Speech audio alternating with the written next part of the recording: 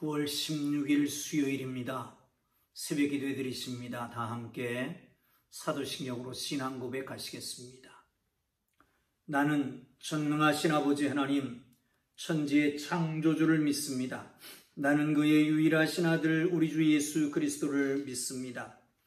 그는 성령으로 잉태되어 동정녀 마리아에게서 나시고 본디오 빌라도에게 고난을 받아 십자가에 못 박혀 죽으시고 장사된 지 사흘 만에 죽은 자 가운데서 다시 살아나셨으며 하늘에 오르시어 전능하신 아버지 하나님 우편에 앉아 계시다가 거기로부터 살아있는 자와 죽은 자를 심판하러 오십니다. 나는 성령을 믿으며 거룩한 공교회와 성도의 교제와 죄를 용서받는 것과 몸의 부활과 영생을 믿습니다. 아멘. 찬송가 322장을 찬송 드리십니다. 322장입니다.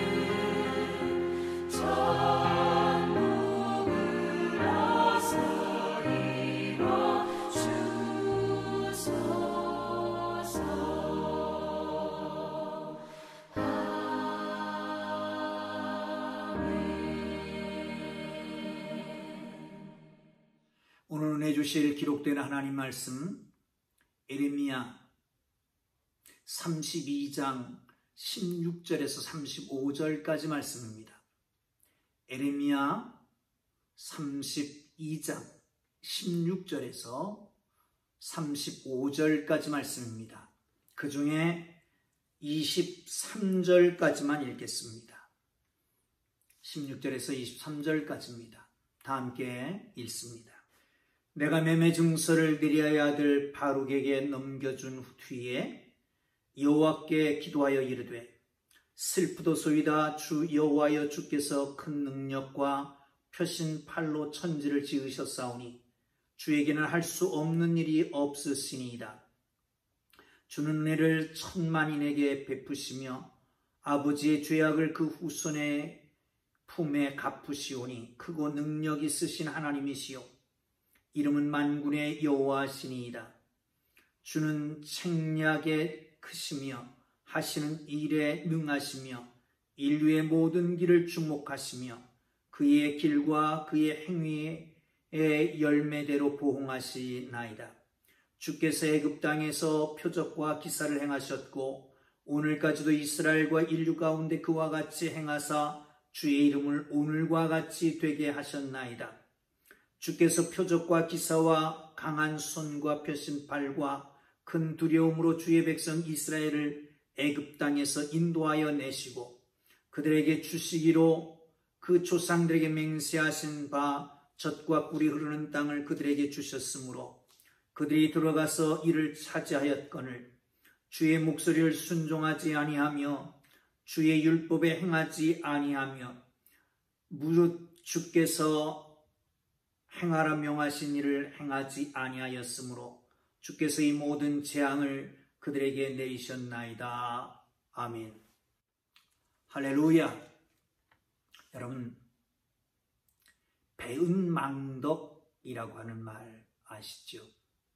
오늘 본문에는 배은망덕이라고 하는 말과 개구리 올챙이적 생각 못한다라고 하는 말이 같은 맥락으로 이해할 수 있을 것 같습니다.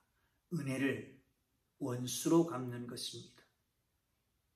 정말 애굽 땅 종되었을 때를 생각하지 못하고 그들이 인도함을 받아 젖과 꿀이 흐르는 땅으로 오기까지 행하셨던 하나님의 기적과 이사들을 생각하지 아니하고 가나안 땅에 정착하면서 하나님이 명하시지 않은 것들을 행하였습니다. 그래서 이렇게 된 것입니다. 오늘 본문은 기도로 시작합니다. 어제 말씀 중에 하나님이 에레미야에게 그 사촌을 시켜서 땅을 사라고 말합니다. 은을 달아주고 땅을 사지요.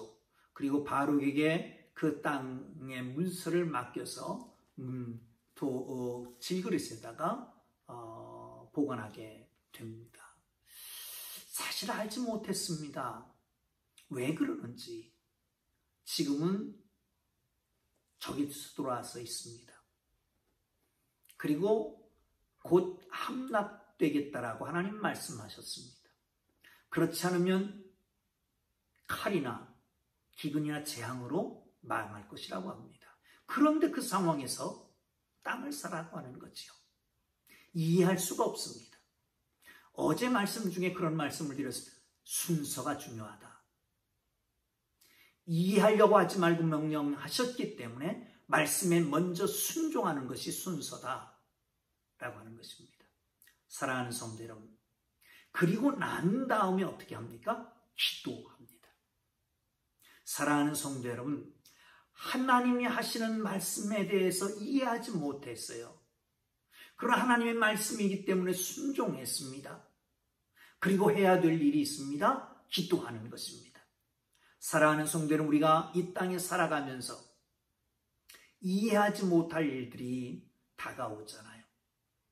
가정에 바람이 분다든가 인간관계에 풍랑이 일어난다든가 사업이나 또한 우리의 직장과 우리의 하는 일, 물질에 여러 가지 이런 풍랑이 일어난다. 이해하지 못할 고난들 말이죠. 이럴 때 우리가 해야 될 것이 뭡니까? 하나님 앞에 물어야 됩니다. 기도해야 됩니다. 그럴 때 하나님께서 답을 주시는 것입니다. 하나님 앞에 기도하는 하나님의 사람들 되기를 바랍니다. 그런데 정말 애통하면서 하나님 앞에 기도하기 시작합니다. 슬프다 이렇게 기도하기 시작하잖아요. 그런데 슬프다 기도하면서 찬양으로 하나님 앞에 올려드립니다. 하나님에 대한 자기가 경험했던, 자기가 알고 있었던 하나님에 대한 고백을 계속하고 있는 것을 볼 수가 있습니다. 그 중에 하나를 보시죠. 17절입니다. 시작. 슬프도소이다. 주 여호와여, 주께서 큰 능력과 펴신 팔로 천지를 지으셨사오니 주께서는 할 수 없는 일이 없으시니이다. 어떤 하나님이요? 창조주 하나님에 대한 고백을 합니다. 또한 그 창조주 하나님께서 할 수 없는 일이 없으신 전능하신 하나님이라고 하는 것을 고백하고 있는 것입니다. 또한 만군의 여호와 하나님이시라고 하는 그 이름도 고백합니다. 19절 이하에 보면 주는 책략이 크시며 하시는 일이 능하시며 인류의 모든 길을 주목하시며 그의 길과 그의 행위의 열매대로 보응하시나이다.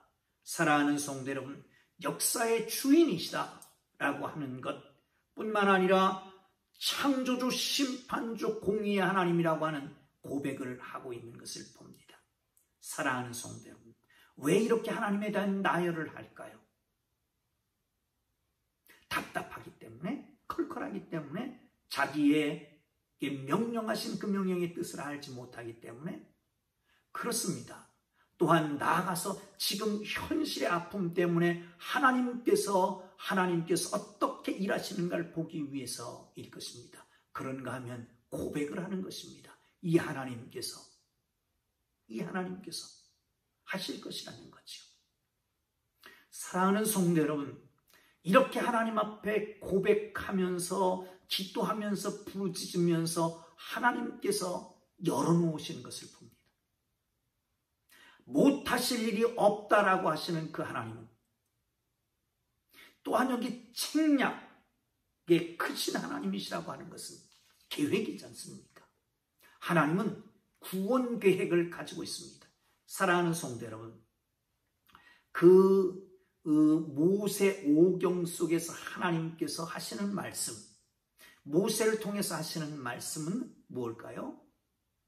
하나님께서 이스라엘을 구원하신다라고 하는 겁니다. 이스라엘을 구원하실 것이라고 하는 거예요. 그런데 오늘 본문과 예레미야에서 특히 하나님께서 말씀하시는, 하나님께서 종 예레미야를 통해서 말씀하시는 것은 뭘까요? 하나님께서 심판하신다는 거예요. 하나님께서 그 백성을 구원하신다라고 하는 모세 오경의 말씀. 그런데 이제 예레미야에서 말씀하시는 건 하나님께서 그 백성을 심판하신다는 거지요. 하나님의 책략은 크십니다. 계획은 원대하십니다. 하나님의 뜻, 하나님의 섭리는 너무너무 커서 우리가 이해할 수 없는 것입니다. 그렇습니다. 하나님께서는 구원 계획이 한량없습니다. 그리고 심판도 하실 수 있는 그 하나님이십니다. 그 하나님을 믿자라고 하는 거예요. 그 하나님을 의지하고 하는 겁니다. 거기 그 가운데에는 틀림없이 이 예레미야가 하는 말씀, 하나님의 사랑과 인자하심을 기억하는 거죠. 그래, 하나님이 심판하시지만 언젠가는 구원하실 것이다. 땅을 산다라고 하는 것은, 땅은 어떤 겁니다? 안정될 때 거기서 수익을 거둘 수 있을 것입니다. 오랫동안 보관하는 것이죠. 그런데 지금 당장 어렵고 힘듭니다. 적이 들어와서 문 앞에 있습니다. 그런데 땅을 사라고요? 이것은 어떤 것일까요? 지금 보기에는, 지금 이 순간 보기에는 적이 쳐들어와서 위험천만인데, 풍전등화격인데, 도저히 어토할 수 없는데, 그럼에도 불구하고 땅을 사라고 했단 말이죠.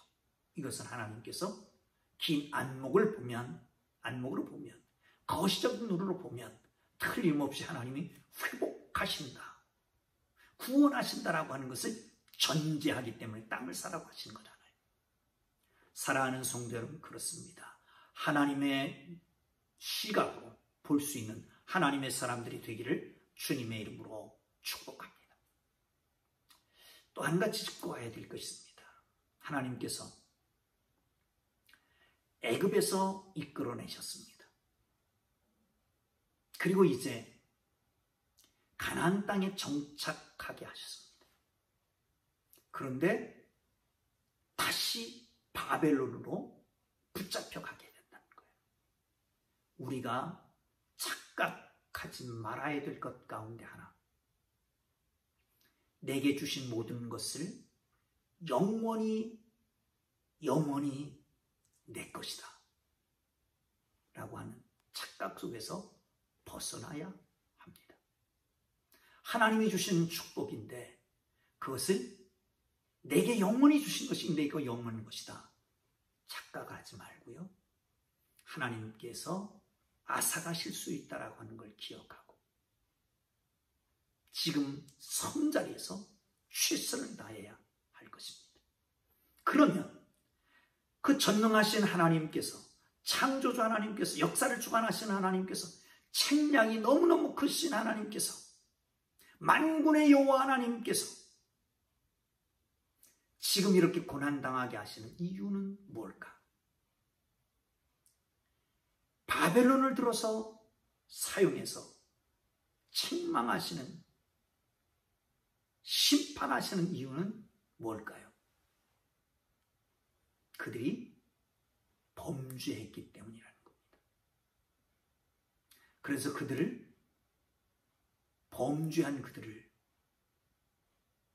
혼내려고, 범죄한 그들을 다 사하려고,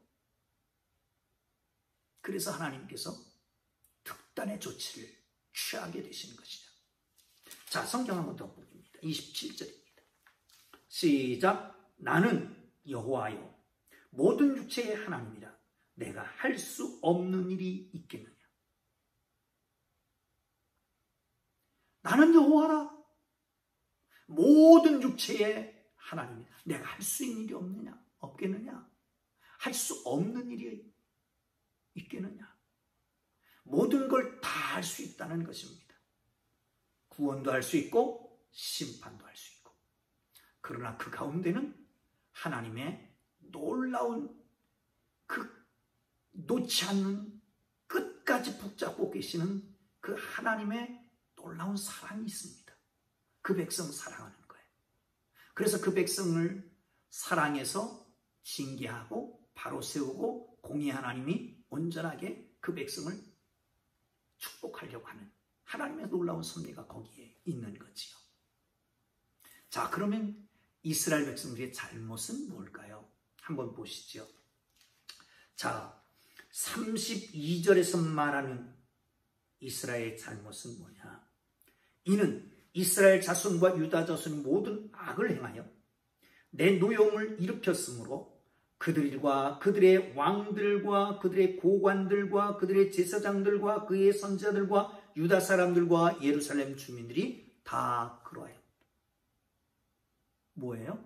총체적인 죄라.